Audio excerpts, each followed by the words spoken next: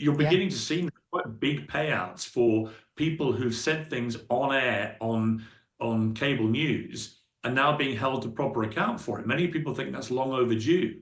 So I think that people are probably having a very nervous time now in cable news. The days of just saying whatever you feel like with no accountability for it, they're long gone.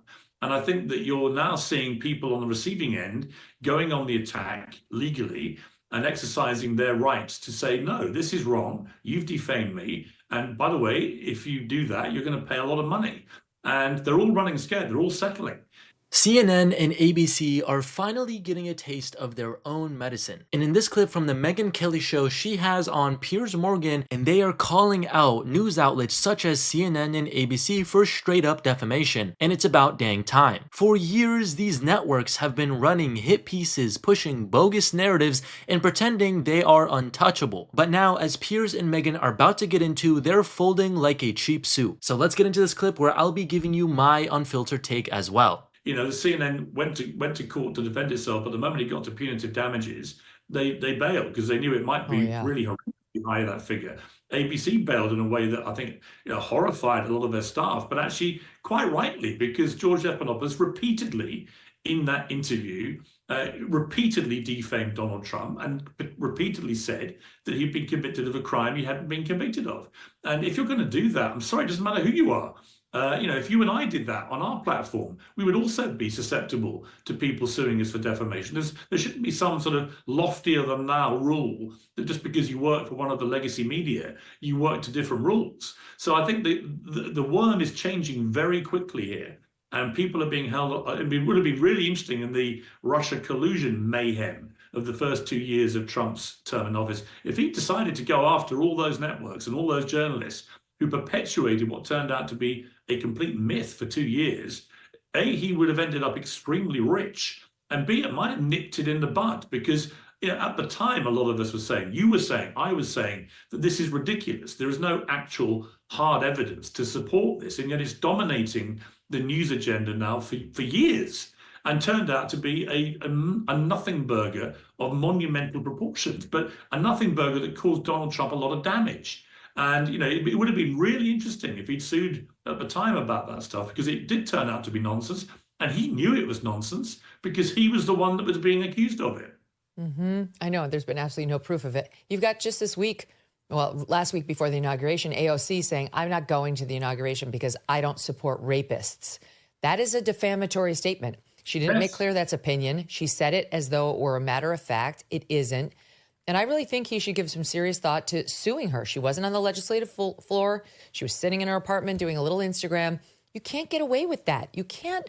Ah, yes, AOC, America's favorite Instagram activist. Just casually throwing out criminal accusations like she's ordering a latte. This is what happens when people get away with too much for too long. They start thinking they can say anything without repercussions. If Trump had said something even remotely close to this about a Democrat, CNN would be running a week-long special about it, how he's endangering democracy. But when AOC does it, there's nothing. I mean, let's be honest, she knew exactly what she was doing. She wasn't making some offhand remark, she was deliberately smearing Trump in front of her audience because she knew it would spread like wildfire. This is the exact same strategy that the media uses. They say something inflammatory, make sure it trends, and even if it's completely false, and the damage is already done before anyone corrects it. It's like setting someone's house on fire and then shrugging when the firefighters show up and saying, oops, my bad. And now the media will defend her by saying, oh, it's just her opinion. Oh, really? Then why did ABC have to shell out $15 million for saying the exact same thing? It's funny how opinion suddenly becomes defamation when there's money involved. And this isn't just some random internet troll. AOC is a sitting US congresswoman. Her words hold weight. And yet here she is throwing around criminal accusations like they mean nothing. And what's even crazier is that this isn't some one-time slip-up. AOC and her allies do this constantly. The second they want to cancel someone, they just throw out the worst label possible. Racist, sexist, rapist, whatever gets them the most outrage clicks. They don't need proof, they just need volume. Say it loud enough, repeat it enough times, and the lie becomes reality. It's character assassination on demand, and the media plays along every single time. And the question that Megyn is asking, and I'm asking honestly the same thing, why does she get away with it? I think it's because she knows she's protected. She knows the media will cover for her, the blue check elites will defend her, and Twitter mobs will attack anyone who calls her out. That's why she feels invincible, and honestly, I think it's time she found out she's not. A term like he's a rapist or he's committing potential treason in working with the Russians, like news organizations have just, and politicians for that matter, given up all the guardrails that we used to observe. You know, we used to at least try to be more careful. I still try to be careful. I'm certainly never trying to be reckless out here. I'm very relentlessly fact-based, and not to say we're always perfect. But, you know, if you make a mistake, you clean it up and you do it transparently. I've seen you do that too. There is an irresponsibility that's taken hold of certain of our news organizations when it comes to Trump, and politicians too. It's no accident. It's usually about him, Piers, that is really kind of unprecedented. Yeah, it is. And you're completely right about AOC. She brazenly repeated in a private capacity, as you say, not on the floor of the House or anything like that. She did it in her own home to the world on her account. She put it out there, repeating the exact same defamation that George Stephanopoulos had said on air that cost ABC $15 million. So if you're going to be that brazen, you know, think about what a judge or a courtroom would make of that. They'd say, well, you could hardly pretend you didn't know.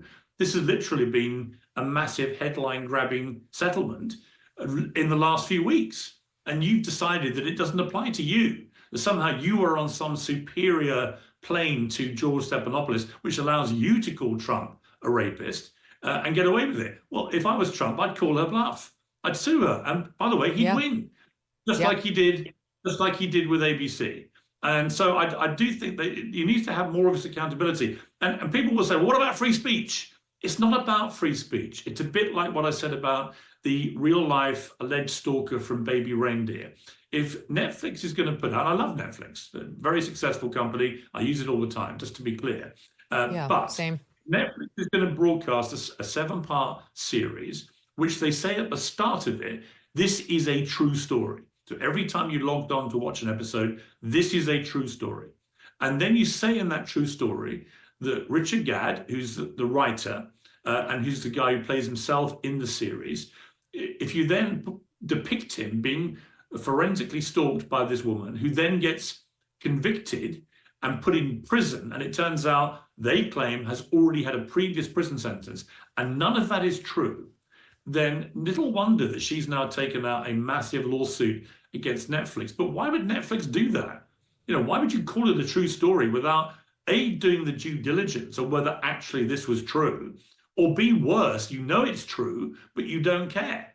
And there's a little bit of that about Donald Trump, isn't there? Well, a lot of that about Donald Trump, which is, I think a lot of journalists feel they can say whatever they like about him, and that's fine. And I think what he did with the Stephanopoulos case is put a line in the sand and say, right, if you guys are going to defame me on fact, and you mentioned earlier, you try and stick to facts. You're a lawyer by background. I'm a newspaper editor by background. We know how important facts are. It's not to say we've always been faultless ourselves, but it's to say we understand the importance of veracity. We don't come from the Meghan Markle, my truth school of bogus. No. We come from the facts are actual facts. Now, you can then, if you take a fact, you can then comment as you wish about it. You can interpret a fact any way you like. You can be as opinionated as you want.